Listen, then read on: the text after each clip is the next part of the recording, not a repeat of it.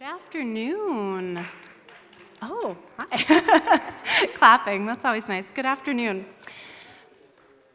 My name is Leila Derstine, and I serve as Director of Alumni Engagement Programs. I am often in your mailbox with our travel program, so you may recognize my name. It's a pleasure to welcome you to this reunion weekend and to say a few brief words about our Alumni Travel Study program before I introduce today's esteemed faculty presenters. The Williams Alumni Travel Program was established in 1981 with the first alumni college in the Colorado Rockies, organized by longtime professor of geology Bud Wobus. Since then, and with the storied leadership of Bob Baer, class of 1955, and I took over in January 2016, we have organized nearly 450 trips, engaging approximately 4,000 travelers and over 100 study leaders. Our program offers alumni and friends the unique opportunity to travel together, enjoying the renowned sense of Williams' camaraderie and fellowship, while satiating intellectual curiosity with engaging education-first experiences. Each year, we aim to offer a wide variety of travel opportunities, all designed and administered by expert tour operators who specialize in the educational affinity travel market. In 2025, we are organizing 15 trips, and we hope that maybe you'll find one that interests you. But either way, today you will hear from 3 faculty accompanying alumni trips next year in a rapid-fire micro lecture. And it's my pleasure to introduce them now. W. Anthony Shepard, Mary Lynn and Arthur Levitt Professor of Music at Williams. Professor Shepard teaches courses in 20th century music, opera, popular music, and Broadway musicals. He is the author of Revealing Masks, Exotic Influences and Ritualized Performance in Modernist Music Theater, Extreme Exoticism, Japan and the American Musical Imagination, and he is editor of Sondheim in Our Time and His. In recognition of his excellence in teaching, Williams named Professor Shepard the 2020 to 23 John Hyde Teaching Fellow. Professor Shepard will be taking groups to India and to Austria next year. Phoebe Cohen, Associate Professor of Geosciences at Williams. Professor Cohen is a paleontologist, geobiologist, teacher, and science communicator. Her research focuses on understanding the interactions between life and the Earth system in deep time by integrating micropaleontological, geological, and biological lines of evidence.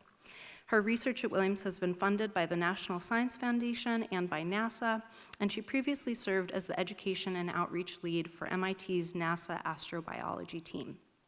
She is the co-host of the podcast Jax and Phoebe Make a Planet, and Professor Cohen will be taking an alumni group to the Galapagos next March. James Mann, Woodrow Wilson Professor of Political Science at Williams. Professor Mann teaches courses on political economy, comparative politics, Latin American politics, U.S. Latin American foreign relations, and on Cuba. He has authored various works on taxation and financial flows in Latin America, political economy, and comparative social inquiry. His current research examines fiscal politics and the reform of the state in Latin America. He's taken both student and alumni groups to Cuba over several decades, and he will accompany our group to Cuba next March. Please join me in welcoming our speakers. A bit of housekeeping, please do make note of the exit doors, and we will be recording today's session and making it available for online viewing. While we won't have time for audience Q&A once the talks conclude, we will have a reception in the lobby with champagne and some cheese bites. So we hope you'll join us for that. And Professor Shepard, I'll turn things over to you now.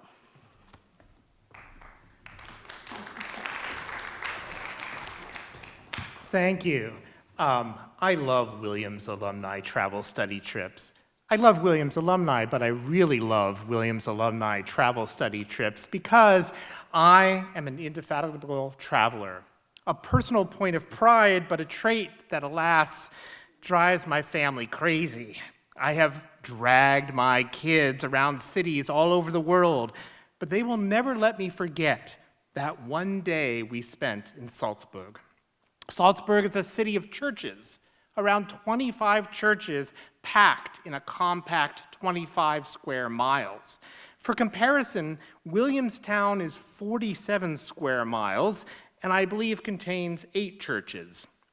As my wife and kids claim, I had us running through Salzburg trying to see as many of those churches as possible. For 1,000 years, Salzburg was an independent sacred city ruled by an archbishop, something like the Vatican. Salzburg has also enjoyed outsized importance in music history, which is why I will be leading EIFS there in June 2025. In addition to racing to see all those churches during our all too brief stay back in 2017, I led my family to as many sites as possible associated with the life of Wolfgang Amadeus Mozart.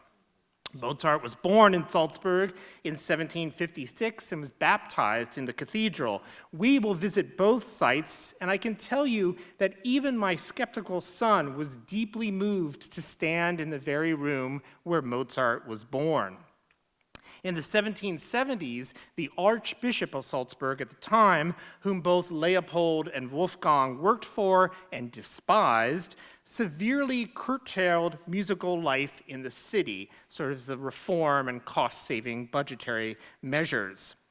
Wolfgang felt trapped composing church music and secured his dismissal in 1777. However, he was back in 1779 as court organist until his final dismissal was granted in 1781, accompanied by a kick in his arse, as he recounts himself. Apparently, the archbishop had long wondered, how do you solve a problem like Wolfgang? As you know, 2025 marks the 60th anniversary of one of the handful of most popular films of all time, The Sound of Music. The historical Von Trapp family was based in Salzburg, but like millions of devotees from across the globe, we will be visiting the various sites where the film was shot, skipping along in the footsteps of Julie Andrews. And I have no doubt that we will belt out the soundtrack ourselves on the bus as we also travel through the stunning alpine countryside. That's an option to sing instead of to take the final exam. Fear not, we will find time to visit several of those masterpieces of German Baroque sacred architecture throughout the region, the churches. I should point out that both Mozart and Maria ultimately fled the church, leaving behind their sacred superiors. And in both cases, it was the sound of their music that led them to their new lives and loves. During our time in Austria, I will offer lectures on both the music of Mozart and on Rodgers and Hammerstein's final musical, The Sound of Music. I will be joined by my wife, our Dean of the Faculty, Lara Shore-Shepherd, who will lead a session on teaching and learning at Williams in the 21st century. For now, I'd like to share a few things I recently learned about a song I thought I knew all too well, The Sound of Music. Let's start at the very beginning. Very good place to start. The original 1959 staged version of The Sound of Music begins in the Abbey with chant, and then with Richard Rodgers' version of a hymn and an Alleluia. So the musical starts very much in the confines of the church, in its sacred music. But Maria is off running free in the hills, and she will sing a rather different tune. She has heard the bells of sacred authority signaling she must return, but she also hears the music of nature, as do we in Rodgers' version of the musical pastoral, complete with trilling bird-like woodwinds and that most traditional German romantic sonic signal of the natural sublime, the sound of hunting horns moving in parallel thirds. Maria's opening melody is broken up by quarter rests, signaling her reluctance to leave as she tries to hold on to the precious time in the hills. And the pitches and melodic shape in her opening music resemble the chant of the cloistered world she must return to. But then she launches into the title song. Let's check out Hammerstein's lyrics. Until I bothered recently to read closely, I had assumed that these lyrics were simple and sappy. However, creating the sound of poetic simplicity was an art that Hammerstein excelled at. These words skip ahead so easily due to their poetic rhythm, which consists of iambic, anapest, and amphibroch feet. Short, long, short, short, long, short, short, long, short, long, short. Short, long, short, short, long, short, short, long, short, long. Short, long, short, short, long, short, short, long, short, long, short. Short, long, short, short, long, short, short, long, short, long. At first, it appears that Hammerstein is simply engaging in his typical hand-holding with the reader, repeating phrases from one line to the next as we walk on through the song. However, though there is a lot of repetition and the end rhymes are rather simple and obvious, he also embeds so much internal rhyme and alliteration into the lyrics that the song may stand as an example of virtuosic verbal music. I've tried to indicate this a bit with font and underlining. I'll try to show you just how carefully he stitches together these lines through the sound of the words. Repetition, the hills 3 times, sound of music 3 times, my heart 5 times, a lot of repetition. There's also repetition of sound, of alliteration. You can look at all of the S's, sung, sing, song, the L's, lake, like, and then further below, like a lark who is learning, and then the next line, lonely. Or the H sounds of hear, well, first off, hurt, heart, hear, heard, heart, in just 3 lines.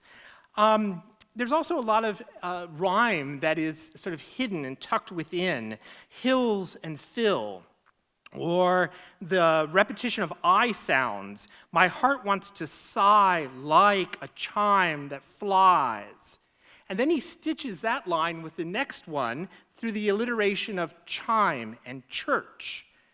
And it didn't have to go that way. He could have written, my heart wants to sigh like a ring that flies from a bell on a breeze. There would still have been alliteration, but those 2 lines wouldn't have been connected as they are with the ch sound of chime and church. Brook and breeze. You could go through this and just see at all these different levels, from the most obvious rhyme to the most subtle, to sort of the slightest hint of a rhyme, sound and thous and sow and thou near the beginning. It's quite fascinating how much music is actually in his words already before Rogers ever sat down at a piano. In truth, there is a deliberate corniness to many of Hammerstein's lyrics. So many birdies flutter throughout his oeuvre. Our own Stephen Sondheim, for one, delighted in poking fun at his mentor by asking how exactly a lark learns to pray. But doesn't it actually make sense? This 14-syllable line stands out as the longest and therefore most important in the song. The musical anapest rhythmic pattern with its short 8th notes, da-da-da, da-da-da, momentarily breaks at this point, setting the phrase apart and preparing for Maria's run up the scale to the climax. Isn't Maria out on a lark, and something of a tuneful lark herself, a novice learning to pray, but who ultimately flies away? And don't the nuns complain she sings in the abbey, perhaps even at night? Finally, notice the deep temporal dimension Hammerstein builds into this simple song. We move from the present tense as the hills are alive now. We listen back to the deep geological past, to the songs they have sung for 1,000 years, and listen forward as Maria declares she will return to the hills in the future to sing once more. Rogers runs with Hammerstein's poetic rhythms, emphasizing, for instance, the anapests in the B section of the song, about those lines about birds taking flight and the tripping brook. The melody in this section has a narrower range, which allows the words rise and flies to pop out with higher pitches, matching the meaning of those words as well. Maria's phrases all begin before the downbeat, expressing her excitement and freedom in the hills, which perhaps are suggested themselves in the rise and fall of her melodic line in the A section.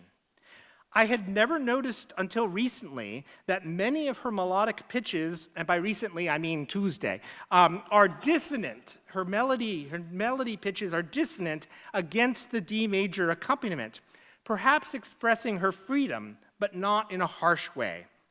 Most striking is the juicy chord, and that's the technical term, Rogers employs for the word music.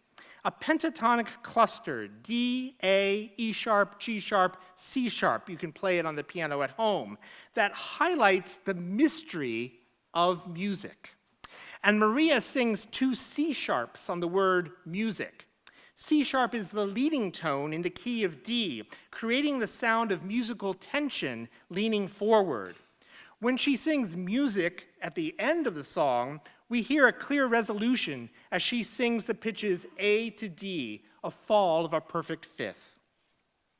Rogers and Hammerstein were initially asked by Mary Martin to write a song for the planned play version of the Von Trapp story, with the rest of the music consisting of the repertoire of the actual Von Trapp family, what they sang in their concerts, pieces by Mozart, hymns, and folk songs. That was going to be the music of the play. They were going to write one song. They refused, saying they didn't want to compete with that other pre-existent music. But then, of course, they agreed to write an entire musical in which they created their own versions of Von Trapp music, complete with a fake folk song, Edelweiss. Famously, the film musical, which had been a huge success around the world, was a complete flop in Austria, and the stage musical was ignored there. For some reason, Austrians were not charmed by Broadway and Hollywood depictions of their culture and music, and of course, were still sensitive to any American representations of their Nazi past. However, in this century, Salzburg has finally embraced this landmark film musical as one of its favorite things, while continuing to brand the city itself as the city of Mozart. The hills surrounding our Purple Valley resound throughout the year with music. Each academic year, over 20% of all Williams students participate in music department ensembles, individual lesson instruction, and classes in music history, theory, and ethnomusicology. Just wanted to get that in there. I hope some of you will join us as we listen for the music of nature, of Mozart, and of the sound of music in the Austrian Alps next June. Thank you.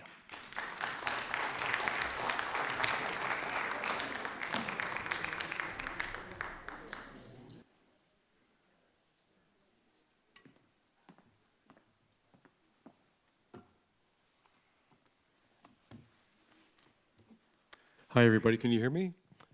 Yeah. Well, I'm Jim Mann. I teach in poli-sci and political economy. I love Cuban music, Cuban food, culture, and so on, although I have to say that Cuba is a bit more depressing a place to visit than Austria is. But I'm going to talk about politics and about what I do. I'll try to keep it to 10 minutes. So when we look at Cuba, and I'm going to advance the slides here. Let's see. Yeah. When we think about Cuba, two puzzles for a person who studies politics, two puzzles show up right away. First one is, why didn't Cuba engage itself in the kind of transition away from strict communism like China did or Vietnam did and have prospered with, right? The countryside in China, the countryside in Vietnam are producing and so on. They have a dynamic private sector alongside Communist Party having the monopoly of political power and lots of state industries and so on, but they've managed to make it work. Cuba has not done that. They've tried and 2 steps forward and 2 steps back, really, with their economic reforms. They really have not trusted the private sector at all. The second puzzle that comes up is, why is the United States still punishing Cuba for a revolution that happened 65 years ago? I think these two things are linked. They're linked because Cuba and the United States are kind of like a bad family history that went wrong. They're kind of like a group of people who really know each other really well, but also misunderstand each other all the time, who have affection, but at the same time they have recriminations. As one book put it in its title, Wayne Smith, they are really the closest of enemies. So let's talk about that a little bit. Here's a 1905 picture from a US newspaper. Cuba there were rebellions going on at the time. The United States came in and went to Cuba in 1898 in what we call the Spanish-American War. It really should be called the Spanish-Cuban-American War, because on their third try in 1895, the Cubans fought a long, hard battle for their independence, and by the beginning of 1898, they were winning. The Spanish knew it, and the Americans knew it. But the Americans really didn't want the people who were fighting the fight to win, because they didn't like the look of them. They were different from the way the United States was at that time. In the United States at that time, Jim Crow was in the ascendancy. Among so-called civilized countries in the world, scientific racism was considered to be fact. And the Cubans had a non-racial, colorblind recruitment strategy for their revolutionary armies. And so they had a multiracial force made up of lots of people who maybe didn't know how to read or write. And to the United States, when the United States troops came in, they looked like rabble. They looked like the kind of people who should be on the other side of the Jim Crow color line. And so when things started, so the United States stayed in for, occupied till 1902, and then conditioned the exit of its armies on Cuba's adoption of several things that restricted its sovereignty, things that were called the Platt Amendment, right? So things started to go a little bit rough in 1905 and 1906. The United States would intervene the following year, and this is how it looked to people in the United States. It looked like, well, Puerto Rico's the nice white kid, and Cuba is the fractious and violent black kid. May have to go down there and straighten them out. Well, Cuba lived with the U.S. intervening another couple times. The Platt Amendment was finally abrogated in 1934, after Cuba had had a revolution that overthrew its government, and the United States intervened to limit that revolution and to undermine it and to stifle it in 1934 in cahoots with a group of army officers led by Fulgencio Batista. Now, Batista governed for a while. He saw a new constitution, and then he strangled that very same Cuban democracy in 1952 when he had a coup on his own behalf, and then ruled as a military dictator until he was overthrown in turn by the communists at the beginning of 1959. But he was supported by the United States all that time. So you can imagine, with this history of a kind of stolen independence and a stifled revolution, that in 1959 the Cubans would come to power with kind of an attitude about the United States. So in 1961, beginning of 1961, the United States broke relations with Cuba for a lot of reasons, and lots of Cubans' expropriations and things like that, cozying up to the Soviet Union and so on. The United States had enough. Here's how it was interpreted in Cuba. Not a very good picture, and I didn't come through. But what you have in the background is the U.S. Embassy, and you have a crowd of very nervous people, mostly middle class and white, looking in front of the embassy, worried about what's going to happen next. And you have an Afro-Cuban selling a newspaper which says, "Viva Cuba Libre." And the news is what? That the United States has broken relations with Cuba. So here's an attitude that says, a central part of our sovereignty will be when we don't have relations with the United States anymore. And when the United States breaks relations with us, happy day, we're becoming free.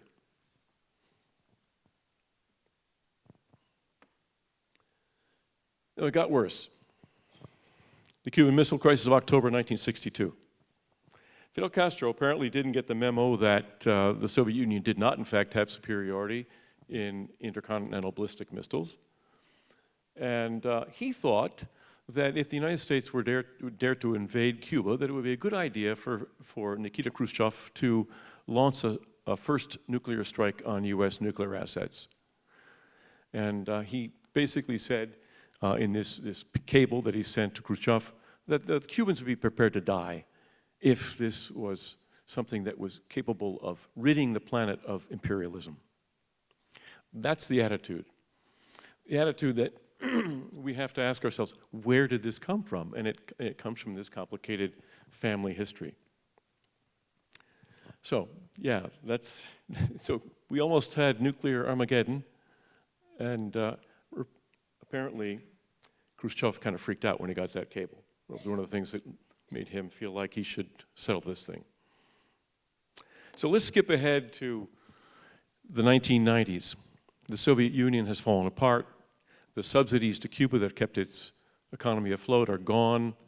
Cuba enters a really deep recession. Its GDP is going to decline by about 35% between 1990 and 1993.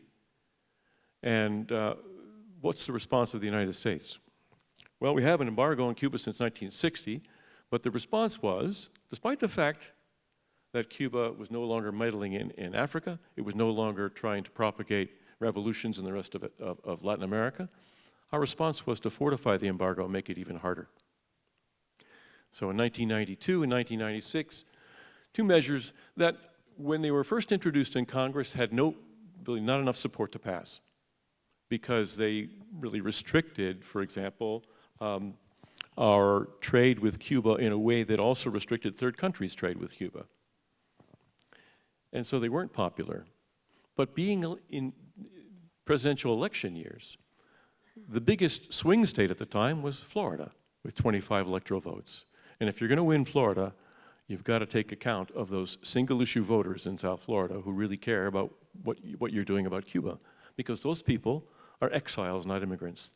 They have in their life plan that they're going to go back. All you have to do is get rid of that dictator. So, in 1992, George Bush wins. What did he do about Cuba in 1992? Well, there was this thing that was in committee, and Bill Clinton went down to Florida and said, look, if I'm elected president, I'll sign that bill. Well, under that pressure, George H.W. Bush said, all right, get it out of committee, bring it to the floor, and I'll sign it. Same thing happened in 1996. There was something in committee. Bill Clinton then signed it, and it was even more restrictive. So we have an embargo that was twice fortified at a time when Cuba was suffering economic crisis and had completely defanged its foreign policy. So the Cuban government doesn't miss any opportunity to blame everything on the embargo. And in fact, it doesn't call it an embargo, it calls it a blockade. The blockade, right? El bloqueo, que el genocidio más largo de la historia. It's the genocide in the world that's going on longer than any other genocide has gone on. So obviously, if the United States were to get rid of the embargo, well, 2 months later, people in Cuba would find out that they still don't have chicken in their ration book.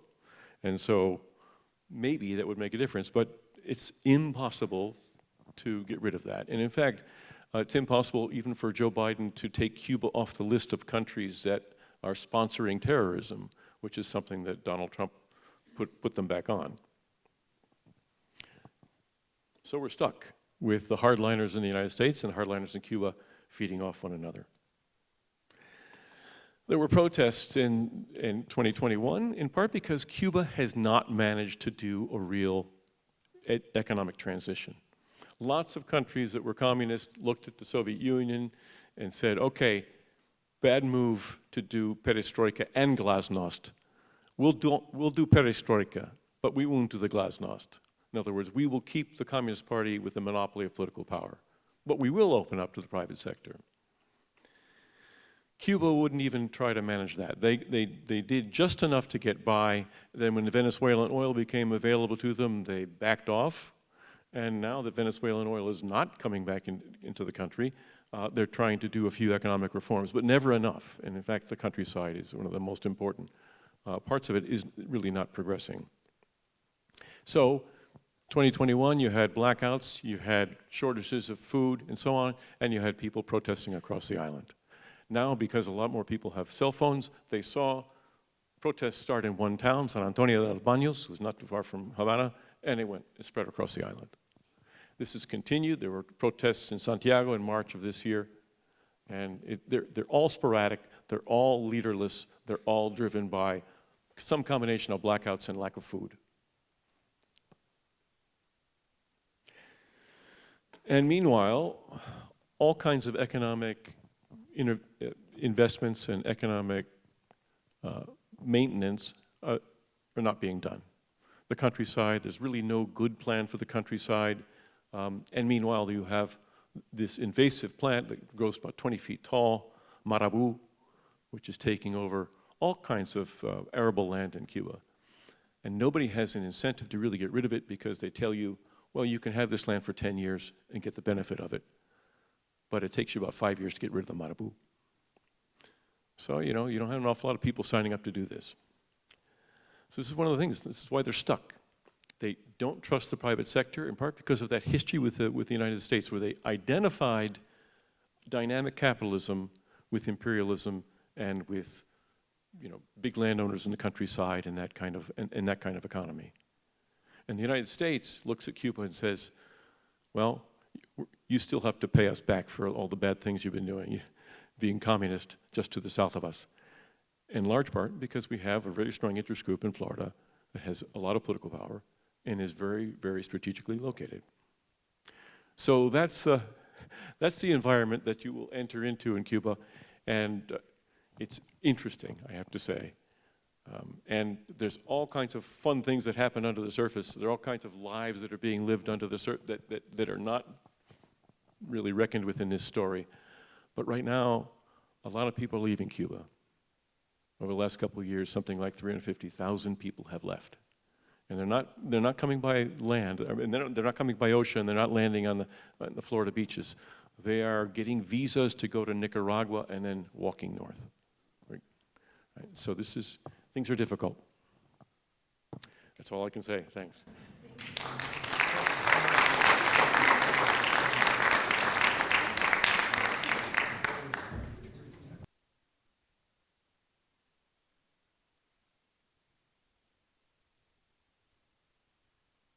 All right, I know I am standing between you and champagne, so I will try to speak quickly.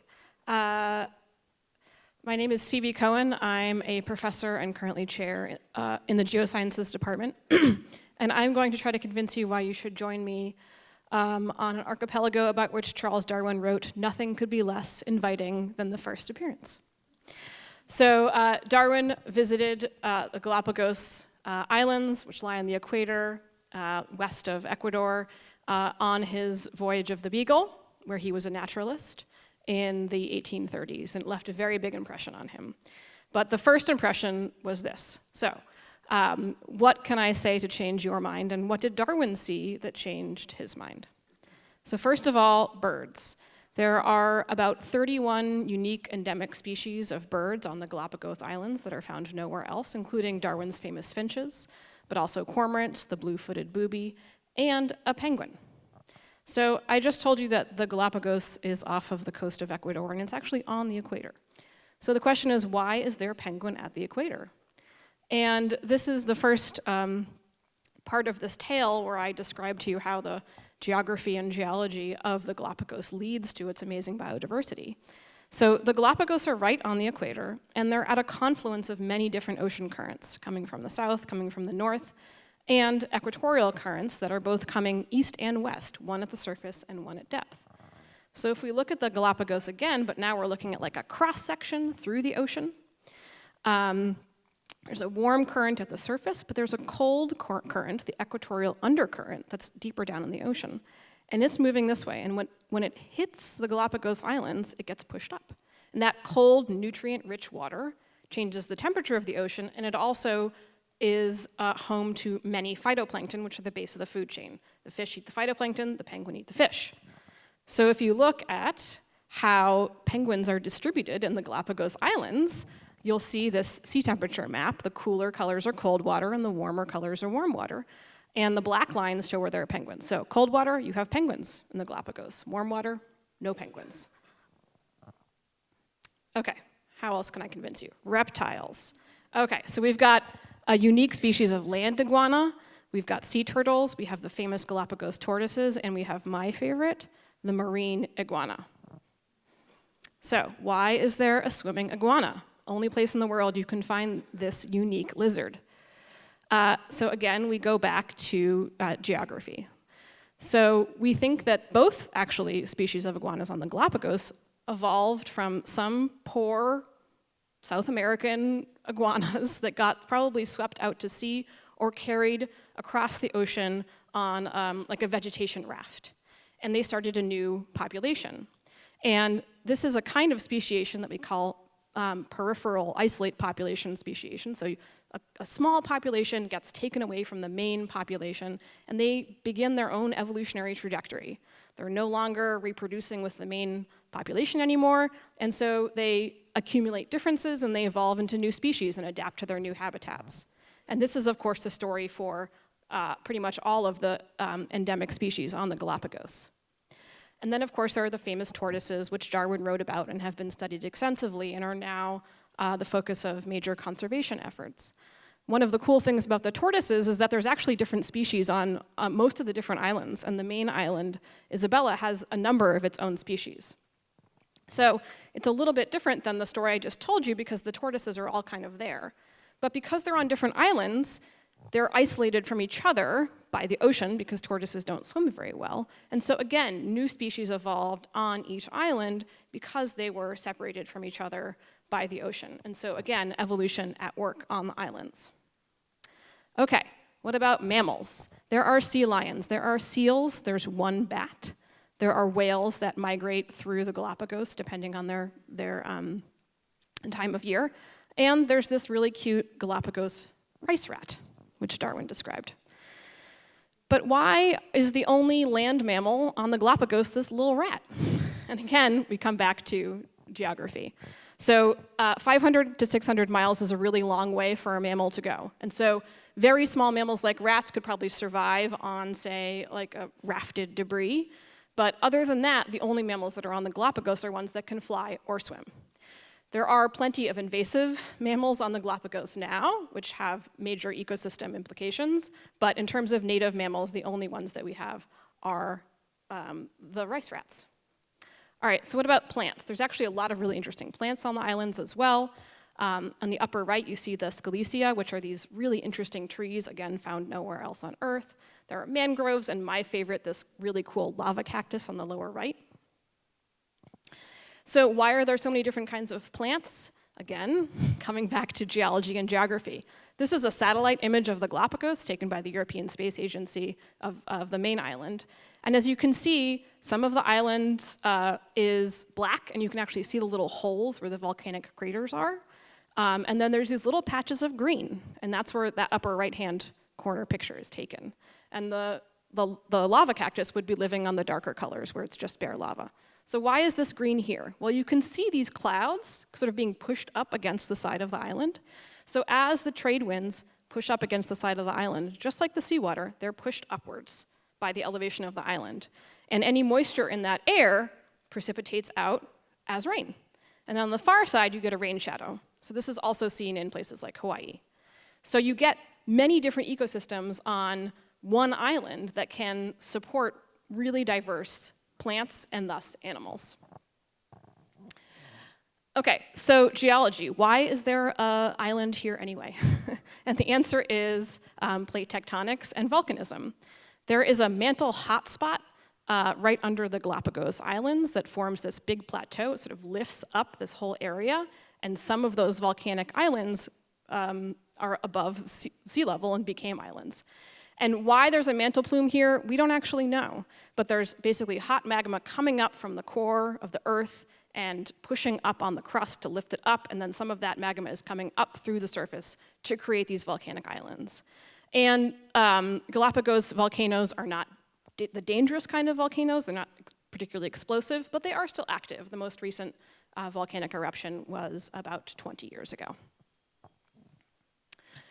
Okay, so that is my answer to why you should join me on an archipelago about which Charles Darwin wrote nothing could be less inviting than on first appearance, which is basically that geography, geology, ocean currents, and climate, plus evolution and time, give us this amazing diversity of life that is really unique and found nowhere else on our planet. And I want to close by putting up this quote, which is that Darwin really changed his mind. And this is a quote that he wrote at the end of his journey, where he's really reflecting on how incredible the observations that he made on the Galapagos were, and how influential they were to him. And we know in his later writings that he used these observations about the islands and the different species that he saw on them as some of the main underpinnings of his theory of evolution by natural selection, which of course changed how we all think about the natural world, as well as how we think about ourselves. Thank you.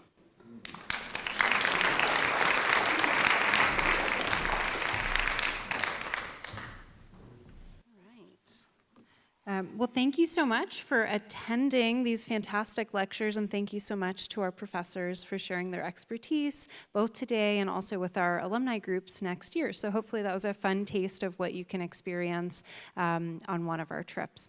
So with that, I really want to invite you. We do have a lovely reception waiting for you right outside the doors. So please help yourselves and continue the camaraderie and enjoyment with our presenters. So thank you again.